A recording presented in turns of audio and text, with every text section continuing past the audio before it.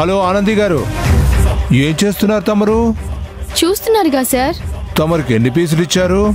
15 పీసులుంటాయి sir. సౌ sir, నీ ట్రేలో ఉన్న పీసులన్నీ ఈ ట్రేలో వేయి.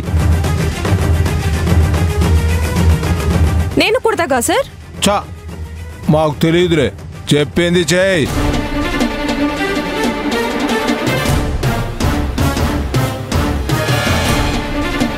వేయి.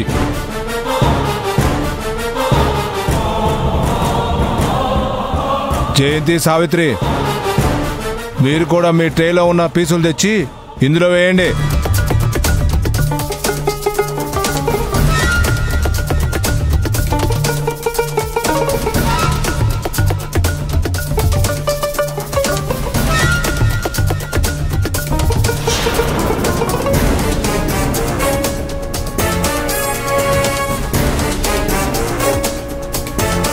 ఏ ఉషా, నువ్వు తెచ్చి ఇందులో వేయి. అలాగే సార్.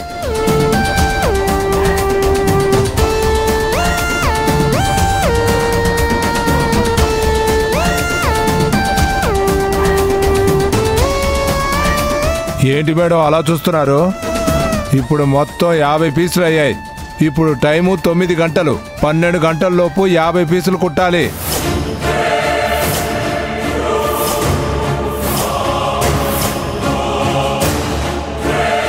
ఇది అన్యాయం సార్.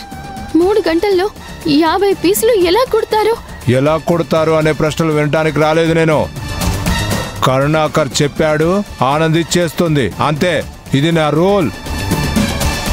ఇదెక్కడి కొత్త రూల్ సార్? పిలవని పేరంటానికి వచ్చిన ముత్తైదువుల్లాగా ఆనంది మీద ఇలా ఈగ వాళ్ళగానే వచ్చేస్తావు. ఎందుకమ్మా? లవ్వా? అందుకేనా? ఒక్క ఆనంది కోసమే కాదు, ఇక్కడ ఎవరి విషయంలో అన్యాయం జరిగినా అశ్విన్ ఇలాగే క్వశ్చన్ చేస్తాడు. అవునా? ప్రశ్నించేవాడికి పని చేయించే పనితనం కూడా ఉండాలి కదా. ఇవాళ 1200 పీసులు సప్లై చేయాలి. రెడీ చేసి ఇవ్వమని చెప్పు మీ సూపర్వైజర్కు. అంత అర్జెంటుగా ఆర్డర్ ఉన్నట్టు నాకు తెలీదే. చూస్తుంటే ఇది మీరు కావాలని చేస్తున్నట్టుంది. మీరు చెప్పినట్టు ఆనంది చెయ్యదు. అయితే ఈ క్షణం నుంచి నీకు నీ ప్రియురాలకి కంపెనీలో చోట్లేదు. మీకు రావాల్సింది ఏమైనా ఉంటే తీసుకొని వెళ్ళిపోండి. ఏంటి అందరూ అలా చూస్తున్నారు? 3 గంటల్లో అన్ని పీసులు మీలో ఎవరైనా కుట్టగలరా? ఏంటి సార్ ఇది? అంతా నా ఇష్టం అన్నట్టు ప్రశ్నిస్తున్నారేంటి? మా అందరి దాకా ఎందుకు? మీరు చెప్పిన గడువులోగా ఉషక్కని 50 పీసులు కుట్టమని చెప్పండి, చూద్దాం. అదంతా నాకు అనవసరం. ఆనంది 3 గంటల్లోగా ఈ 50 పీసులు కుట్టి తీరాల్సిందే. ఇది అంగీకరించిన వాళ్ళు వెళ్ళిపోవచ్చు.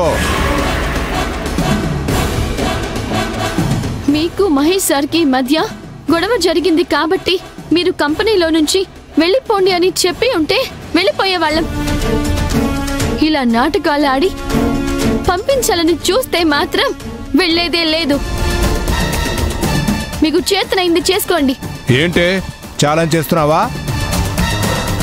ఏంటి అంటే పోరా అనాల్సి వస్తుంది. మర్యాదగా మాట్లాడండి. ఇది నువ్వు ఛాలెంజ్ అనుకుంటే ఛాలెంజే. అప్పుడు ఇప్పుడు ఎప్పుడైనా సరే చెయ్యని తప్పుకి ఈ ఆనంది, అశ్విన్ ఎప్పుడూ తల వంచరు. కరుణాకర్ గారు,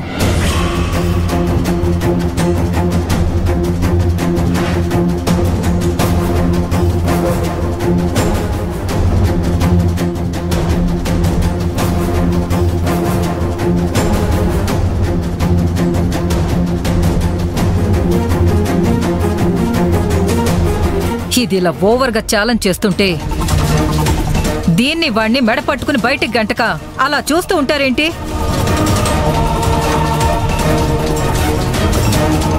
నా కొడుక్కి ద్రోహం చేసింది చాలక సిగ్గు లేకుండా మళ్ళీ కంపెనీలోకి వచ్చారు. ఈ నమ్మక ద్రోహులు మన కంపెనీలో ఒక్క క్షణం కూడా ఉండడానికి వీల్లేదు. వీళ్ళని బయట గెంటేయండి కరుణాకర్ గారు. ఏ ఆపు! ఎవరు ఎవరికి ద్రోహం చేశారు? ఆనంది, మర్యాదగా మాట్లాడు. తను సీఈఓ. మర్యాద అనేది ఇచ్చి పుచ్చుకోవాలి. అవును, ప్రతి ఒక్కరూ మేము నమ్మక ద్రోహం చేశాము అంటున్నారే. అంత ద్రోహం మేమేం చేశామో చెప్పండి చూద్దాం. మహేష్ సార్ కోసం తన ప్రేమని త్యాగం చేసి బంగ్లాదేశ్కి వెళ్ళిపోవాలి అనుకున్న ఈ అశ్విన్ మీద ద్రోహి అనే ముద్ర ఎలా వేయాలి అనుకుంటున్నారు? నేను ప్రేమించిన అశ్విన్ చెయ్యి వదిలేదే లేదు. మహేష్ సార్ వెంట ఆస్తులు అంతస్తులు నాకు అవసరం లేదు అని చెప్పడం నేను చేసిన ద్రోహమా? మమ్మల్ని ఆ మాట అనే అర్హత ఇక్కడ ఎవ్వరికీ లేదు.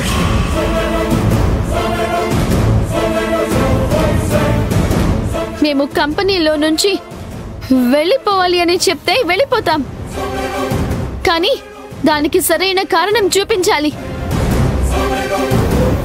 అలా కాకుండా నలుగురిలో మమ్మల్ని తక్కువ చేసి అవమానించి పంపించాలని చూస్తే మేము వెళ్ళం. ఏయ్, న్యాయ అన్యాయాల గురించి తెగ లెక్చర్లిస్తున్నావేంటి? మహేష్ నిన్ను ప్రేమిస్తున్నానని తెలిసిన నెక్స్ట్ మినిట్ నువ్వు కంపెనీలోంచి వెళ్ళిపోయి ఉంటే నీ గురించి గొప్పగా అనుకునేవాళ్ళం.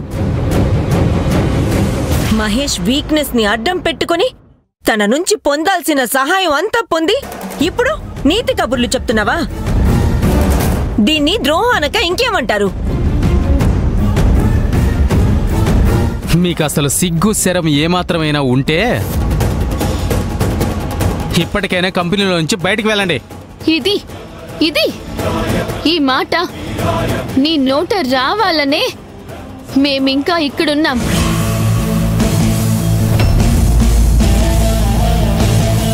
మేమిక్కడి నుంచి వెళ్ళిపోవడానికి కారణం మా తప్పు కాదు. కుట్ర, మీ కుతంత్రం, మీ కుళ్ళు ఆలోచనలన్నీ అందరికీ తెలిసింది. అది చాలు.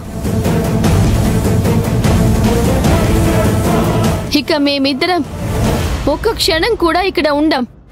రా అశ్విన్.